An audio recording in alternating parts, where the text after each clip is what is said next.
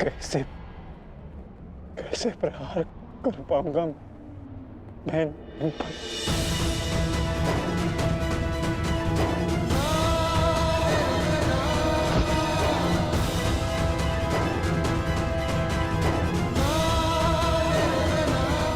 कैसे कैसे प्रहार कर पाऊंगा इन पर?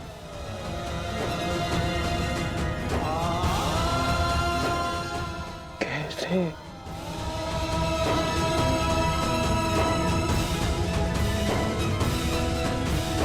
क्या हुआ पार्थ?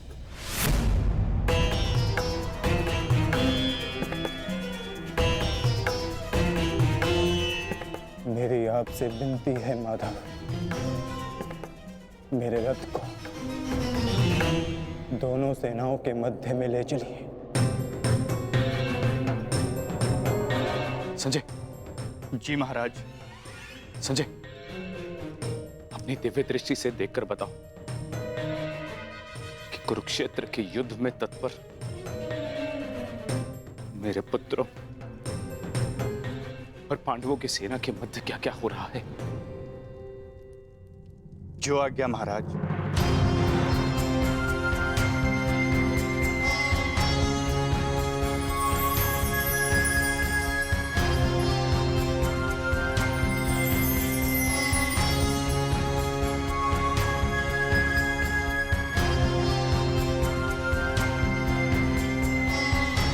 गांडीवधारी राजकुमार अर्जुन के सारथी बने वासुदेव श्री कृष्ण से राजकुमार अर्जुन रथ को दोनों सेनाओं के मध्य में ले जाने की आग्रह कर रहे हैं महाराज।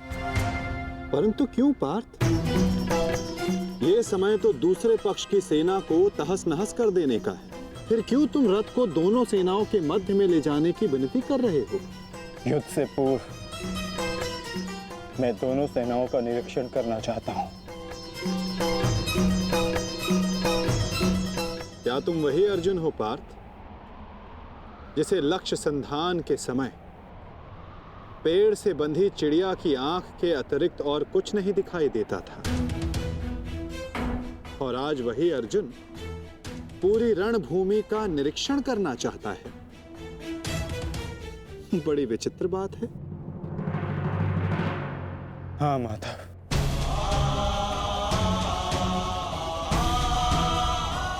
वो चिड़िया काष्ठ की बनी थी,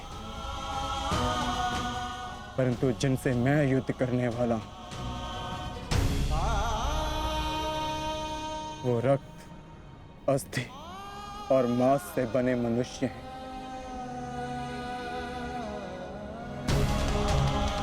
जिनमें प्राण है, और सबसे बड़ी बात, उनमें मेरे संबंध बसे हैं। युद्ध आरंभ होने से पूर्व मैं ये देख लेना चाहता हूं कि किसके वध से धर्म की स्थापना होगी और किसकी मृत्यु से मन में अधर्म का अनुभव होगा। और इस युद्ध के पश्चात मैं क्या पाने वाला हूं और क्या खोने वाला हूं।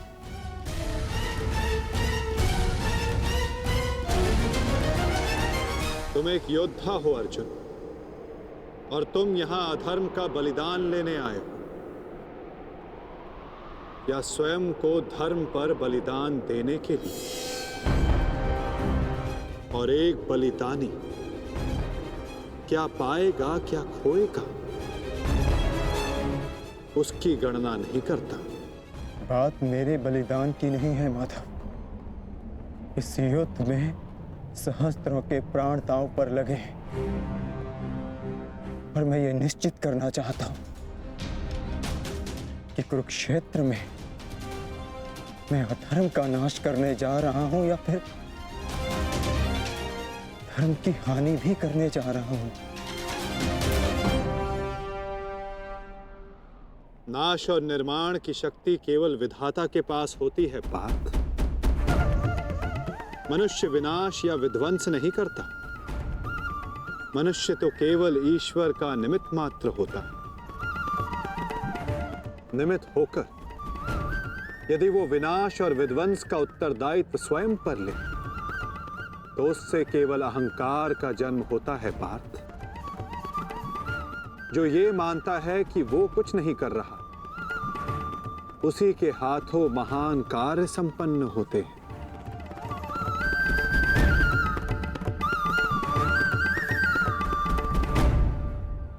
परंतु मैं तुम्हारी कामना अवश्य पूर्ण करूंगा पार्थ, क्योंकि बलिदान भी एक प्रकार का दान होता है, और जिस दान को देने से पूर्व हाथ कांपे वो दान फलदायी नहीं होता।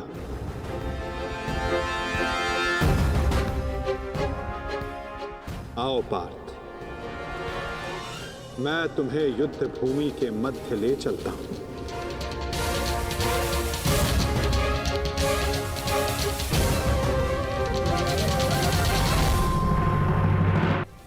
आओ पार्थ, मैं तुम्हें युद्ध भूमि के मध्य ले चलता हूं।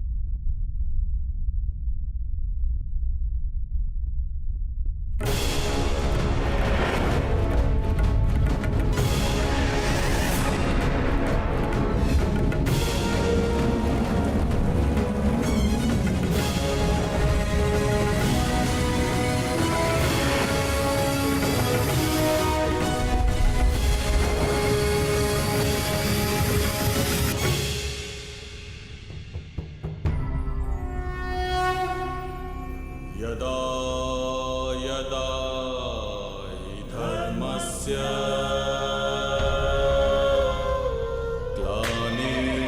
ग्लानिर्भवति भारत अभ्युत्थानं धर्मस्य तदात्मानं सृजाम्यहम्। जिस प्रकार तुम कर्तव्य और कर्म के मध्य खड़े हो, उसी प्रकार तुम अब दोनों सेनाओं के मध्य खड़े हो पार्थ।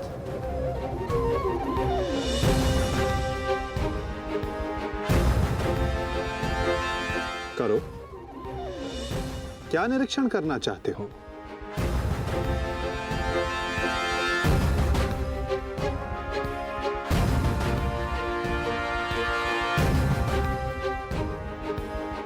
क्या हुआ पार्थ? ऐसा कौन सा भाव है जो तुम्हारे मन को विचलित कर रहा है? ऐसा कौन सा प्रश्न है जिसका उत्तर तुम्हें नहीं मिल रहा? यदि पूछोगे नहीं तो उसका समाधान कैसे पाओगे पार्थ? मैं जानता हूं तुम यही सोच रहे हो ना कि क्या यह युद्ध अनिवार्य है? क्या इतने योद्धाओं का वध, इतने जनों की हानि अनिवार्य है? क्या ये सब कल्याण के लिए है भी या नहीं? है ना पार्थ? यही विचार मेरे मन को विचलित किए जा रहे हैं माधव। क्या वास्तविकता में यह युद्ध अनिवार्य है? क्या राज्य, धारा, संपत्ति, ये सब पाने के लिए अपनों का वध करना धर्म है? क्या एक योद्धा का यही कर्तव्य है? बताइए, उत्तर दीजिए माधव।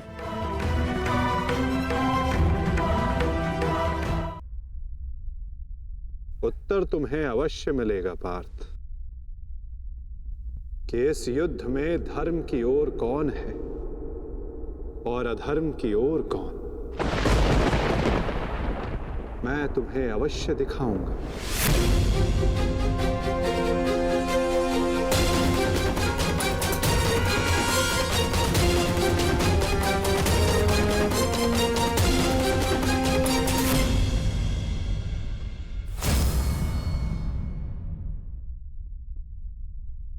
ये है वो हस्तिनापुर युवराज दुर्योधन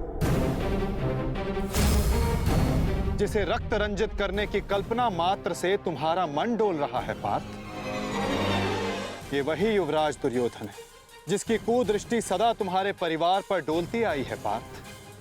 स्मरण है पार्थ? ये वही है जिसने पांचाली को भरी सभा में वैश्या सिद्ध करके अपनी जंघा पर बैठने का निमंत्रण दिया था। ओ दासी द्रौपदी, आकर मेरी जंगा में बैठो। कैसे पवित्र याज्ञसेनी को भरी सभा में इसने मलिन करने का प्रयास किया था। वस्त्र हरण करो इस दासी द्रौपदी का। और ये तुम्हारे मातुल्य गांधार राज शकुनी, इन्होंने जब शकुन मनाया केवल तुम्हारे परिवार के अनिष्ट का शकुन मनाया पार्थ। तुम इन्हें मातुल्य कहते हो। मातुल्य का अर्थ है जिसे मां के तुल्य समझा जाए। और तुम्हारे इन्हीं मामा ने तुम्हारी माता को वारणा व्रत के लाक्षागृह की अग्नि में भस्म करने का प्रयास किया पार्थ।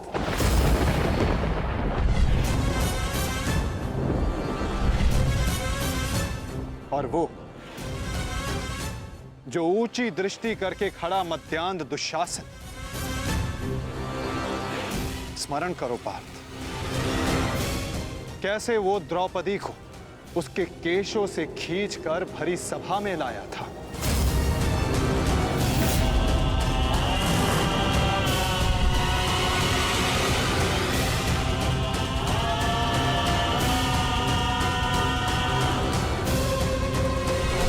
कैसे याज्ञसेनी को भरी सभा में निर्वस्त्र करने का प्रयास किया था इसने।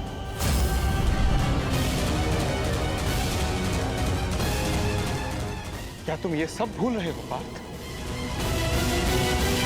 ये है महामहिम भीष्म, द्रोणाचार्य, अश्वत्थामा। जब ये अधर्म हो रहा था तो ये सब मौन रहे। ये वो अत्याचार, वो अधर्म मौन रहकर देखते रहे।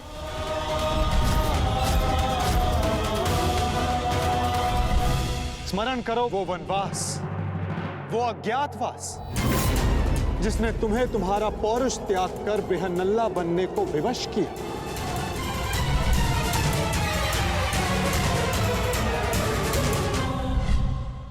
स्मरण करो उन प्रतिज्ञाओं को जो तुम पांचों ने वनवास जाते समय ली थी। 13 वर्ष पश्चात हम फिर लौटेंगे और इस बार आज्ञा नहीं, हम अपना अधिकार लेंगे। मैं प्रतिज्ञा लेता हूं कि पांचाली के अपमान पर अट्टहास करने वाले इन 100 कौरों को मैं अपने इन हाथों से यमलोक भेज दूंगा। ये मत समझना कि वन में हम विश्राम करेंगे दुर्योधन। हर पल प्रतिशोध की अग्नि में जलेंगे और जब लौटेंगे तो इतने बाण बरसेंगे, अंधकार छा जाएगा हस्तिनापुर के भविष्य पर। महायुद्ध होगा। जिस प्रतिशोध के लिए तुम सब ने 13 वर्ष तपस्या की, आज उस प्रतिशोध की अग्नि क्षीण हो गई है। जिन अस्त्रों को तुमने इस युद्ध के लिए सहेजा, क्या उन अस्त्रों को संधान करने का संकल्प तुम्हारा हृदय त्याग चुका है पार्थ? क्या अब तुम्हें यह युद्ध अनिवार्य प्रतीत नहीं होता पार्थ?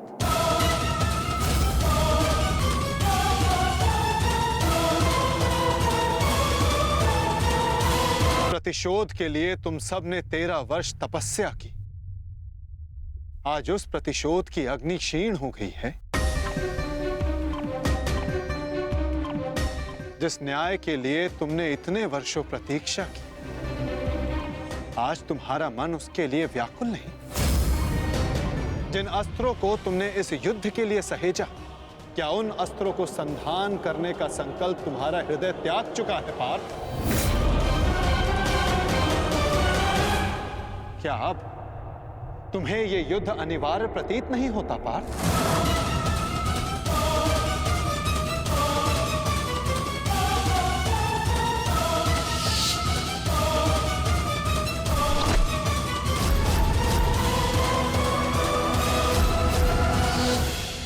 हाँ माता,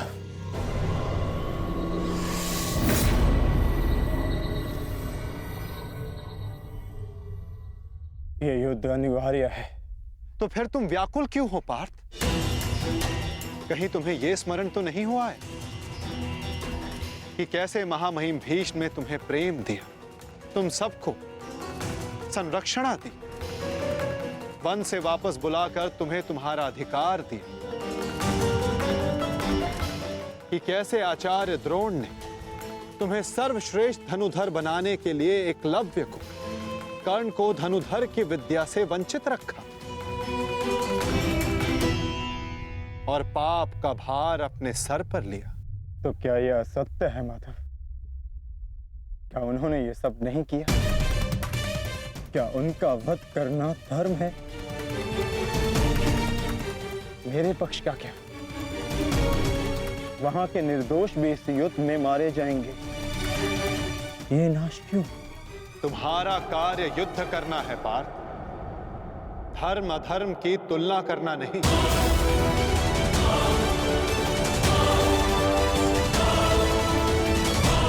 और केवल विपक्ष ही नहीं, तुम्हारा स्वयं का पक्ष भी तुम्हें दुर्बल बना रहा है। वहां भी सर्वत्र धर्म नहीं है पार्थ।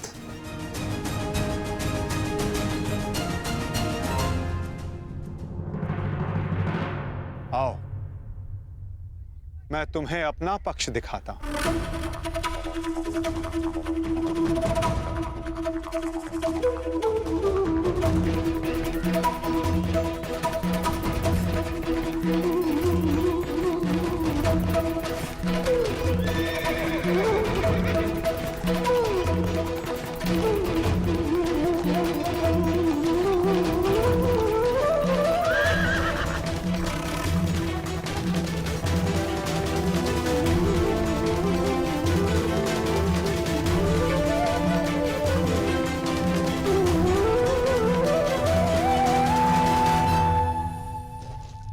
देखो अपने भ्राता युधिष्ठिर को,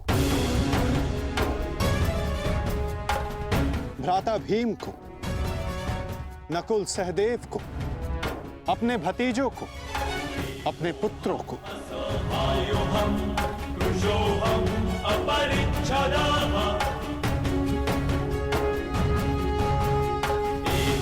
तुम्हें क्लेश है कि इनमें से ना जाने कौन कौन काल कलवित होगा।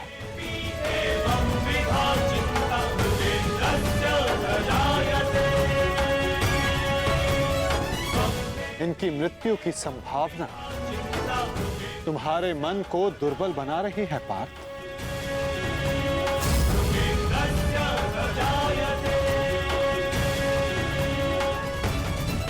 परंतु पार्थ, क्या ये वास्तविकता में धर्म के पक्षधर हैं? तुम्हें प्रतीत होता है कि ये सब निरपराध मारे जाएंगे। तो बताओ, कौन है जो अपराधी नहीं, जो दोषी नहीं? यदि युधिष्ठिर स्वयं का अधिकार राज्य पर मानते हैं, तो इसमें दुर्योधन का क्या दोष? क्या उनकी माता पहले गर्भवती नहीं हुई थी? क्या यह सत्य नहीं कि युधिष्ठिर ने अपना राजद्यूत क्रीड़ा में लगाया जिसे दुर्योधन ने जीता? यदि दुशासन ने अपनी ज्येष्ठ की आज्ञा मानकर द्रौपदी का वस्त्र हरण करने का अपराध किया, तो तुम चारों ने भी अपनी ज्येष्ठ की आज्ञा मानकर अपनी पत्नी का अपमान होने दिया।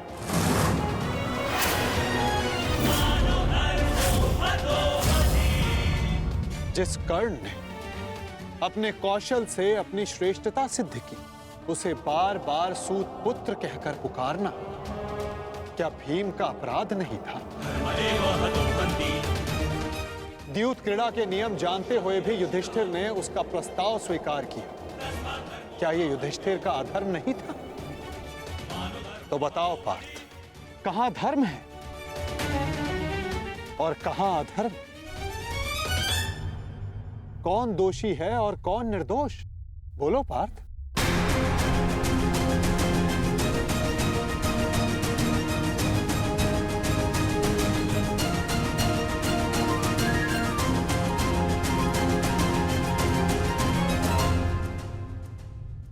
आपने उचित कहा माधव।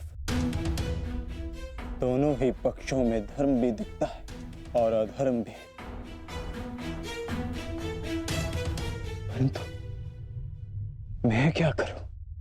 अपना कर्तव्य जानो पार्थ, चूंकि तुम अभी तक धर्म का स्वरूप नहीं जान पाए हो। उचित कहा आपने।